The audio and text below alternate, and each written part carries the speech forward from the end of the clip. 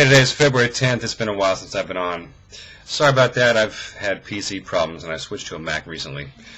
I had a very interesting conversation the other day with my boys, and it's something that I imagine every single parent goes through.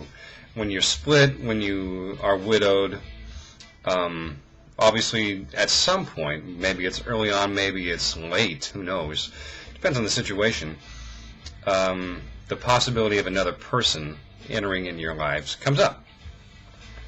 There's a very interesting scene in a movie that I like called The Holiday, with Jude Law and Kate Winslet and Jack Black and Cameron Diaz, I think. Anyway, it's a good movie, and in this particular scene, I think Cameron Diaz is asking Jude Law why he didn't tell her about his girls.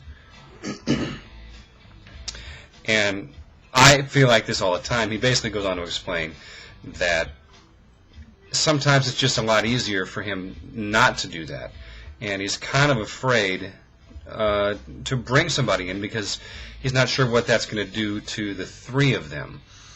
That is exactly where I am right now, and it's where I found out one of my boys is too. We just talked about it. I just kind of threw it out. We hadn't talked about anything like that before. We're going on, it's 2.5 years, going on 3 years here, so I wanted just to kind of throw it out and see what they had to say. So my oldest son said, I don't ever want you to get married again.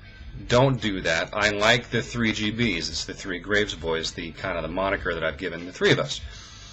And he doesn't want that to change. He's not sure that if bringing somebody in would do that. I totally get that. And I kind of feel that way half the time. My youngest son said, after Mom died, I've always wanted to have another mom to take care of me.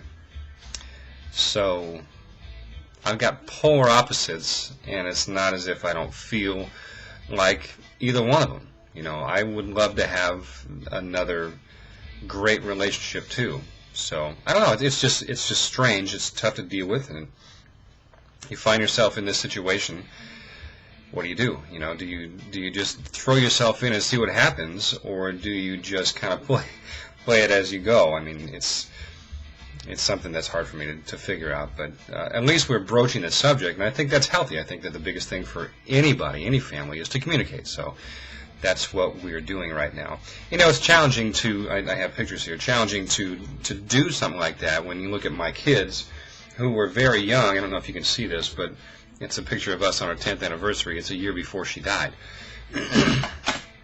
You have that, and they're all decked out in suits, and they remember those moments where we're really a great family unit. So, you know, having somebody come in, somebody else, scares them too, and I think that's probably true with you, with anybody out there who has kids and you're not with your spouse anymore.